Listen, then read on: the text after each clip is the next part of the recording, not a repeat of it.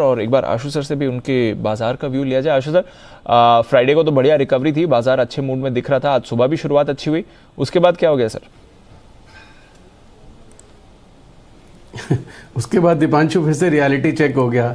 सो दीपांशु, मुझे लग रहा है कि ना स्क्रीन कुछ कहने की कोशिश कर रही है, जो I think we have to read it very smartly. और वो मतलब वही व्यू वही है Deepanshu, upside is capped and down side is open.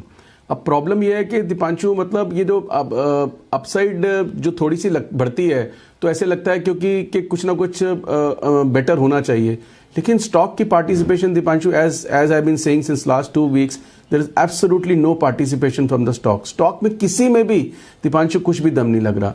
तो हैविंग सेड दैट दीपांशु, मुझसे कई लोग ये आज एक HDFC बैंक का हमने बिगनिंग ऑफ द मंथ में स्प्रेड बनाया था 1600-1700, तो मैं I will take this opportunity कि उसको अपडेट कर दूं, उसकी रिपेयर कर लेनी चाहिए, क्योंकि रिजल्ट इतने अच्छे के बाद भी जब HDFC बैंक भी नहीं चल रहा तो वो मार्केट आपको कुछ कहने की कोशिश कर रही है। तो जो 1700 की कॉल्स बेची थी वो ₹1 रह गई, उसको कवर करके 1650 में शिफ्ट कर लेना चाहिए। This is the update to spread, क्योंकि कुछ लोग कह रहे हैं कि आपने HDFC स्प्रेड का अपडेट नहीं किया। तो normally I don't miss, but as a I feel accountable, so उसके लिए वो है।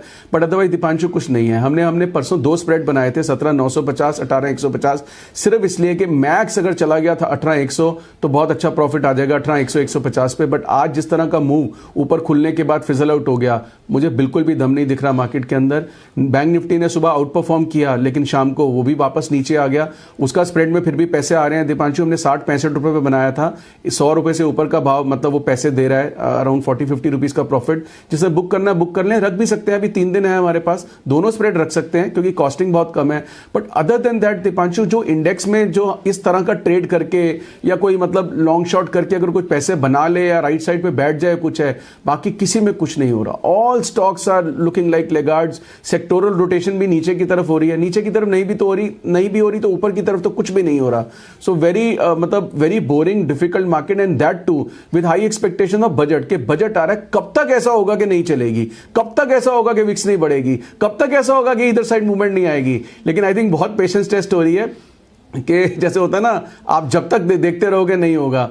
तो मुझे लगता है कि अब दीपांशु एक चीज है, कहीं ना कहीं कुछ चल रहा है जो हमें मतलब स्क्रीन कुछ कह रही है। एक बात मैं मानता हूं दीपांशु कि अगर कुछ अच्छा आया तो एक अप मूव आती है, और अगर नहीं आया तो सेल ऑफ आएगा। So I think there is a difference between up move and sell off, उस चीज का ध्यान रखना चाहिए।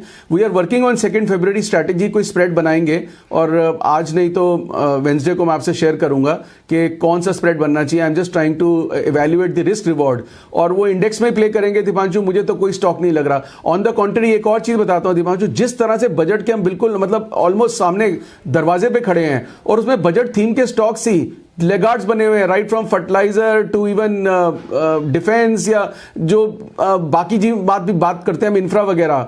This is not a good sign. या तो पेशेंस टेस्टिंग हो रही है कि नहीं सब कुछ, लेकिन ऑप्टिमिज्म के अगेंस्ट पेशेंस टेस्टिंग का मुझे नहीं लगता जीत ऑप्टिमिज्म की होती है। तो इतनी जल्दी पेशेंस में कोई हारता नहीं है, लेके जाता है। So again not a good sign. अब ये ऊंट किस करवट बैठता है, I think we are watching every day, but not a comforting sign for sure. बिल्कुल कंफर्टिंग साइन तो नहीं है, क्योंकि अगर अमेरिकी बाजार शाम को बंद है, ग्लोबल हैंडओवर अच्छा रहा है, डाउ लगातार 2 दिनों से डेज हाई पर बंद हो रहा है, और हमारे फैक्टर्स भी कुछ नेगेटिव नहीं है। उस बीच में अगर आप देखें तो बाजार इस समय एक शार्प सेल ऑफ दिखा रहा है।